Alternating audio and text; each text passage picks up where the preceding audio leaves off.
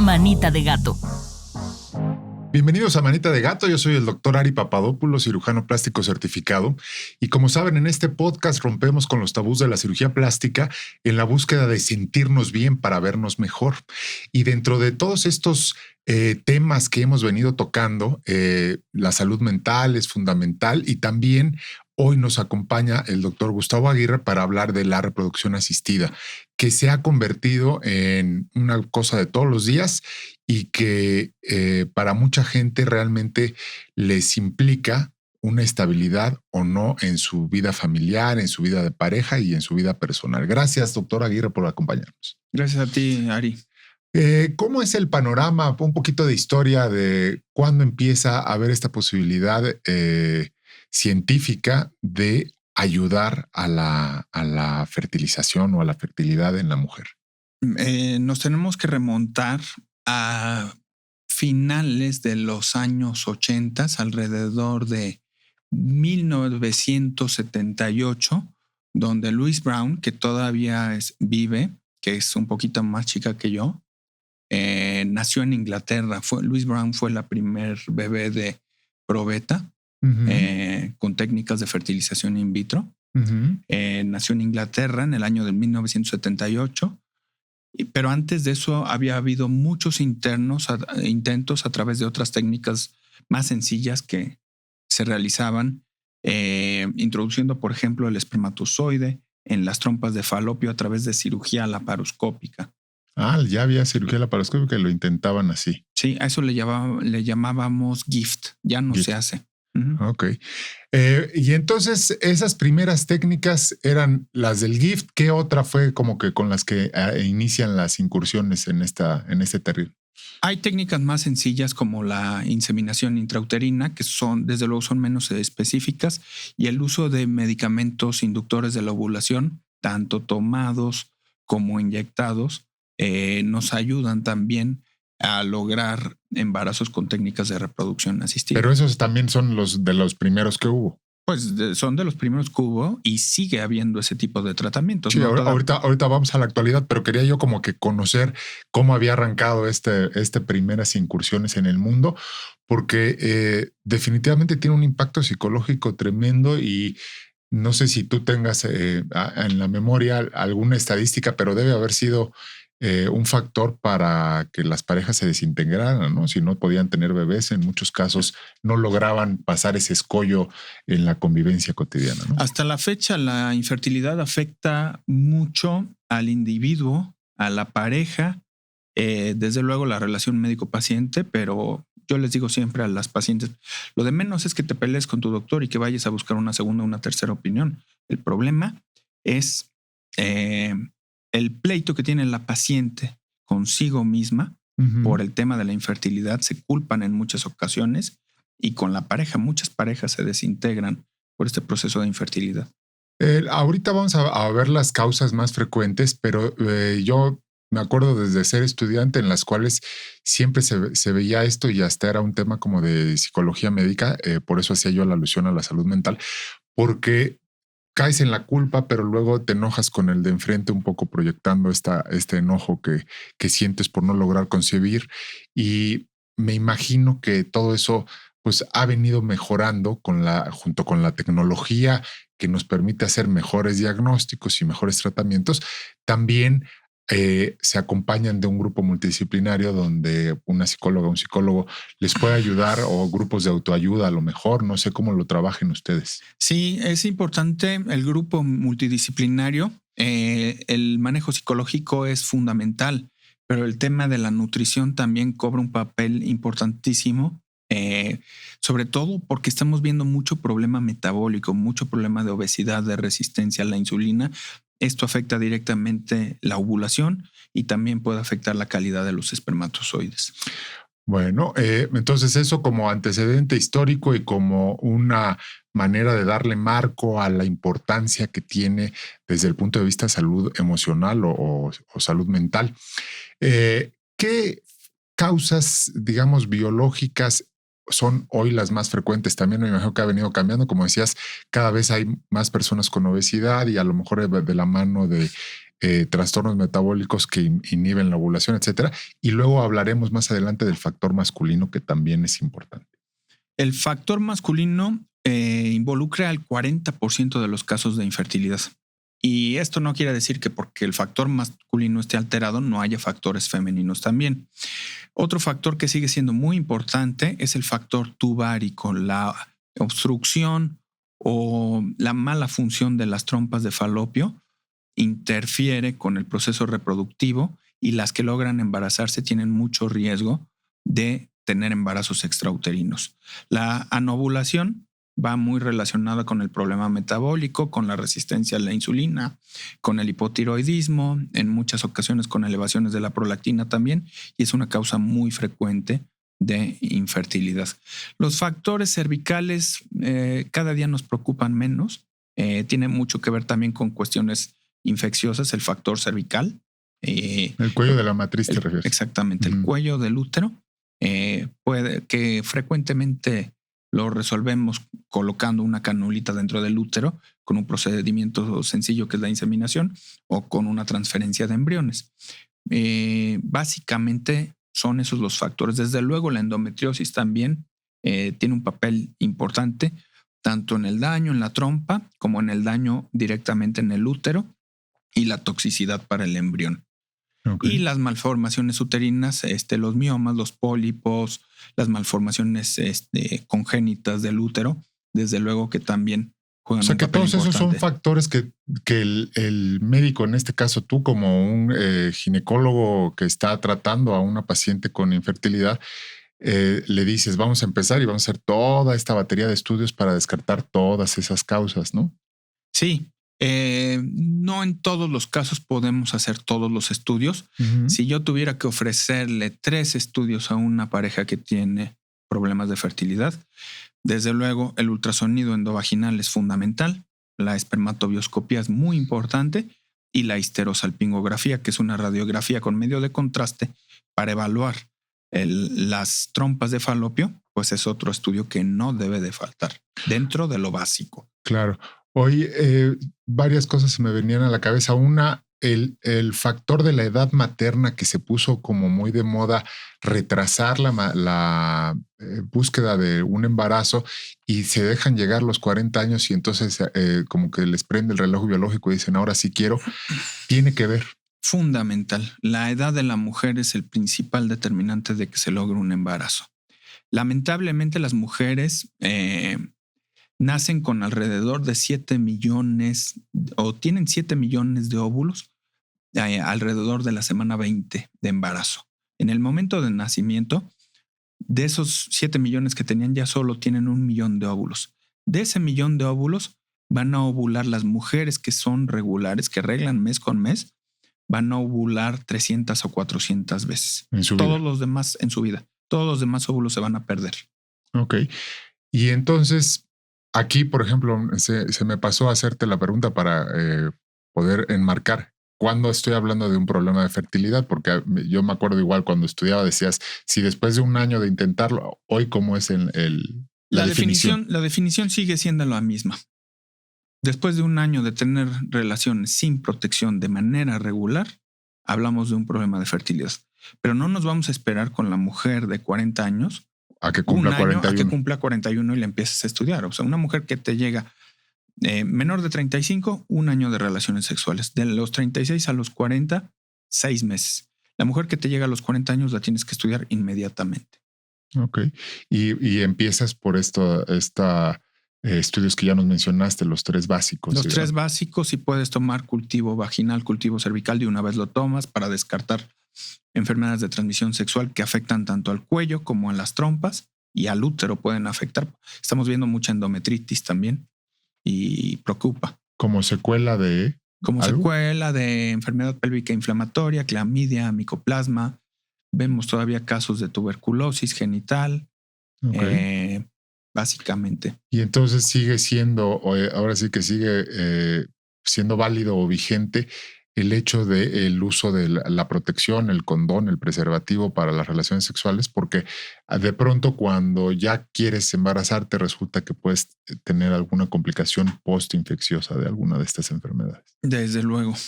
Ok. Oye, y entonces pasa, digamos que llega una pareja y tienen 28, 30 años. Oye, fíjate, Gustavo, llevamos un año ya que estamos buscando bebés y no se puede. Empiezas el estudio por esta vía. ¿En algún momento o a partir de alguna edad se les recomienda también congelar óvulos o cuando a una mujer le dirías es oportuno si ya tienes 35, congélalos o a quién sí, a quién no? A todas, lo antes posible. A la de 40 no le vamos a decir que congele óvulos. No tiene mucho sentido. A la de 40, si tiene parejas y quiere De congelar una algo, vez. que congele embriones. Pero congelación de óvulos, pues es un seguro que no quieres utilizar, pero si lo vas a tener que utilizar, pues es mejor tener óvulos de 25, 26, 30 años que de 35, 36, 37, por lo que platicábamos. Claro. El tema de la congelación de óvulos, pues toda mujer que desee postergar su fertilidad porque quiere hacer una carrera, una especialidad, una maestría, doctorado, irse a Europa, Lo lo que que sea. quiera, que es muy frecuente, tiene la oportunidad de congelar óvulos. Y ese es un procedimiento, digamos, sencillo. ¿Qué tiene que hacerla? Pues es un procedimiento muy parecido a lo que es una fertilización in vitro, porque requiere estudios hormonales, cultivos, un perfil de enfermedades infecciosas, VIH, hepatitis B, hepatitis C, principalmente. Y después de esto, pues es un proceso de estimulación de ovárica con inyecciones que dura entre 7 y 10 días y que requiere que la mujer esté asistiendo constantemente al consultorio a ultrasonidos Para seriados seguimiento. para seguimiento y a determinaciones de sangre. ¿Y cuántos óvulos se pueden, o sea, digamos, es lo habitual que se queden ahí guardados? Pues depende mucho de la reserva ovárica de cada mujer, eh, pero a veces vamos por 20, 30 óvulos, a veces vamos por uno o dos, son casos muy dramáticos. Pueden ser mujeres jóvenes que vamos por que lo que hacemos es un pool. A estas mujeres a veces las estimulamos, les hacemos 3, 4 extracciones de óvulos para tener un pool de 6 a 8 óvulos y poderles ofrecer algo. Ok. Y entonces, bueno, ese es el caso de quiero postergar la maternidad, pero los que sí ya están buscando, encuentras algún factor, siempre se empieza, digamos, o sea, vas de menos a más y dices primero una inseminación, luego el in vitro, o cómo es la secuencia. No siempre, depende mucho del diagnóstico. La máxima que tenemos nosotros es no hacer tratamiento si no tienes un diagnóstico. Si el diagnóstico, por decir algo, es obstrucción de las trompas, no tiene sentido hacer una inseminación. Ok. Tienes que hacer una fertilización in vitro. Si hay muy pocos espermatozoides, tienes que hacer una fertilización in vitro con técnica de inyección intracitoplasmática del espermatozoide. Pero si es una mujer joven que no ovula, que tiene un año de infertilidad, que tiene una buena reserva ovárica y que las dos trompas están destapadas, pues a lo mejor le das un poquito de clomifeno, de letrozol, que son medicamentos vía oral Que estimulan que la estimulan la ovulación, que son seguros, y a lo mejor con eso y relaciones programadas va a lograr embarazarse. Esto de las relaciones programadas ha sido un tema que hasta casi que burla hacen en las series y en las películas de que suena la alarma y sí se llega a convertir en un tema así de forzar la situación. No tanto de minutos y segundos, pero sí la recomendación es después de que administramos la gonadotropina coriónica humana, que es lo que desencadena la ovulación, que tengan relaciones las que están en este procedimiento 34 o 36 horas después. Okay. O si vamos a hacer una inseminación, la hacemos 34 o 36 horas después. Oye, preguntas. ¿La inseminación es dolorosa? Por lo regular, no. Es muy, muy parecida a la técnica, la toma de un Papa Nicolau, colocas un espéculo. El único tema es que el catéter lo tienes que depositar dentro del útero, no en el cuello.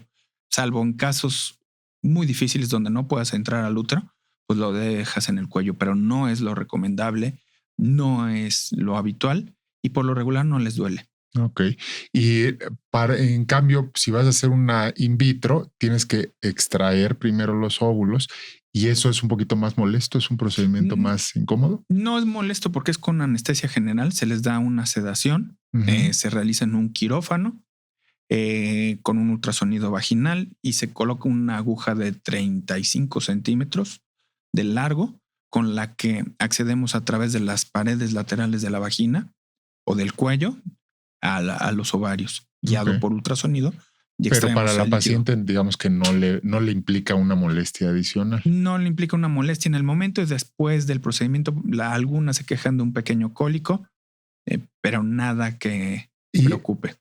ya que hiciste esa extracción, el siguiente paso es de laboratorio. Ustedes hacen la inseminación o la fertilización, perdón, del óvulo, y luego tienes que venir escoges los embriones y luego eso se implantan o cómo es. Sí, observamos el desarrollo de los embriones, tratamos de llevarlos a día 5, cuando tenemos embriones de 128 células más o menos que se llaman blastocistos, Ujú.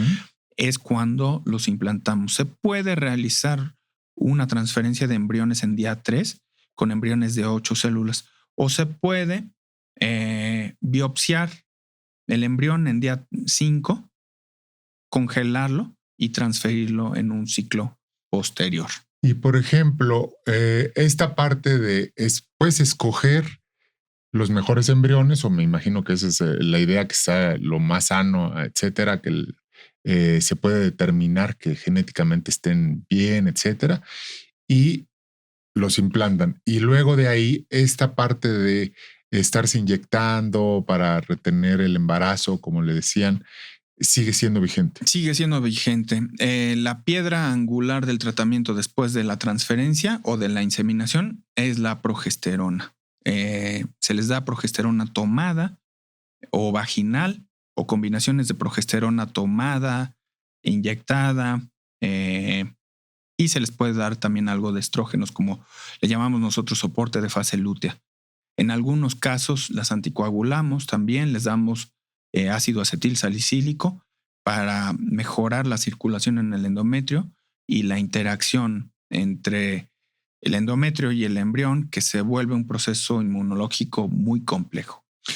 Y entonces, es el seguimiento con ultrasonido, el desarrollo y digamos que cuando puedes, como pareja y como médico tratante también, cantar victoria o un poco, aunque sea parcial, después de 12 semanas, después de cuánto tiempo dices, ok, ya lo estamos llevando a cabo. Sigue siendo muy vigente ese tema de después de los 3 meses le puedes decir a todo el mundo que estás embarazado, porque además, aunque no les digan, pues ya es evidente Ujú. anatómicamente el crecimiento del abdomen.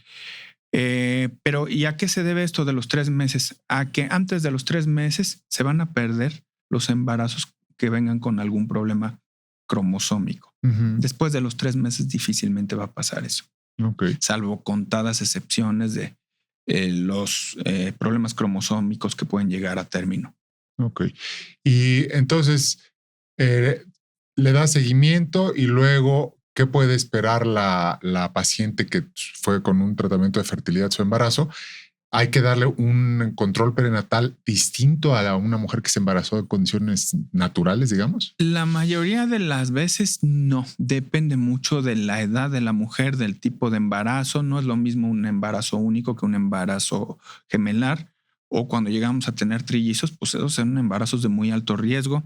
A este tipo de pacientes casi siempre las mantenemos en reposo, con una vigilancia estrecha, anticoaguladas todo el embarazo, porque tienen mucho riesgo de hacer problemas como hipertensión, diabetes gestacional, Y eso lo están siguiendo. restricción en el crecimiento.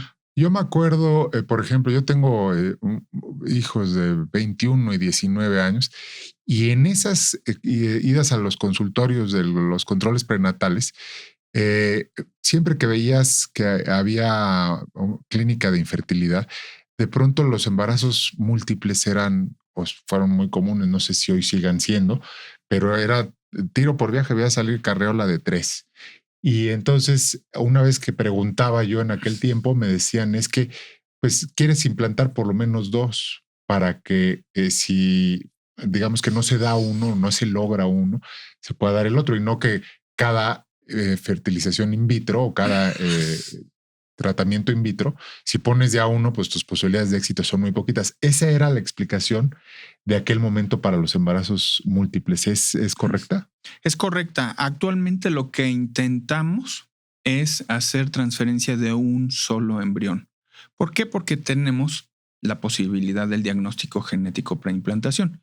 Y en teoría, si estamos transfiriendo un embrión genéticamente normal, el potencial que tiene para implantarse es muy alto. Ok. Más o menos así, a grosso modo, la estadística de éxito de la inseminación, del in vitro, a los cuantos in vitros, porque habías gente que es que llevó 7 in vitros, ¿no? Con inseminación intrauterina, nuestra meta es llegar a la fertilidad natural que tiene una pareja, que estamos hablando del 18-20%, que es la probabilidad que tiene una mujer de embarazarse por mes. Exagerado a 25%. Más de eso no lo vamos a lograr. Tampoco es real eso de que mientras más inseminaciones hagas, más posibilidades tienes de embarazarte. Si después de 2 o 3 inseminaciones no hay embarazo, hay que replantearse el problema y realizar un nuevo abordaje diagnóstico, ver si es lo correcto o si amerita una laparoscopía o irse a una fertilización in vitro o algún otro tipo de tratamiento. Y en cuanto a fertilización in vitro, pues aquí el principal determinante, como te comenté, pues es la edad de la mujer, y eso nos va a dar un porcentaje de éxito. Mujeres menores de 35 años podemos tener tasas de éxito del 55-60% máximo. Okay. Y ese porcentaje va disminuyendo con la edad. Mujeres de 40 años o más, pues la probabilidad de que se embaracen con fertilización in vitro con sus óvulos es alrededor del 5 al 10%. Y si tengo 42, 44 años, congelé óvulos de cuando tenía 26, 28, mi estadística se acerca a la de la mujer normal de 42 años. Si el útero está sano, vas a tener la probabilidad de los 26, 28 años, 55, 60%. O sea, muy buenas que sí vale la pena, sin duda, la congelación de los óvulos. Definitivamente. Y en cuanto a costos, ¿ha mejorado la situación? Porque había una época también en la que para muchas parejas pues, era casi inalcanzable porque era una cosa muy cara de hacer, ¿no? Vendían coches, vendían... Eso sigue pasando con mucha frecuencia. Siguen siendo caros los tratamientos de reproducción asistida. Tan solo cuando hablamos de medicamento para una fertilización in vitro, estamos hablando de medicamento para inducción de la ovulación antes de la extracción de los óvulos, alrededor de 40,000 pesos de puro medicamento. A eso hay que agregarle pues todo lo que es el tratamiento. Estamos hablando de unos 80, 100 mil pesos más o menos. Sigue siendo un tratamiento muy caro. Y si te haces 3 o 4, pues ya compraste el coche. Exactamente. Muy bien. Y eso apenas empieza porque luego vienen todos los gastos ya del parto o ¿no? Muy bien. Pues te quiero agradecer muchísimo, doctor Gustavo Aguirre, por haber venido con nosotros. La verdad es que es un tema que preocupa a muchísimas parejas. Esto de postergar la maternidad está muy bien. Yo siempre lo veo como válido, las decisiones de cada quien, pero pues no está de más congelarte unos óvulos, ¿no? Pues yo creo que es un gran mensaje. Es un gran mensaje para cerrar el programa. El tema de la congelación de óvulos. Es mejor prevenir, congelar óvulos a tiempo que después estar buscando donación de óvulos. Es más que complicado. Lo estamos haciendo con mucha frecuencia también. Perfecto. ¿Nos puedes compartir un correo electrónico, unas redes sociales donde alguien que esté interesado en hacerte una consulta, seguimiento a todos estos temas? Sí, nos encuentran en YouTube, en Instagram, en TikTok como Gineco In Vitro, y mi correo personal es gustavo.ginecoinvitro@gmail.com. Perfecto, pues te agradezco muchísimo. Esto es Manita de Gato. Yo soy el doctor Ari Papadopoulos. El video va a estar disponible en YouTube y en todas las plataformas del Heraldo Media Group. Cuídense. Heraldo Podcast, un lugar para tus oídos.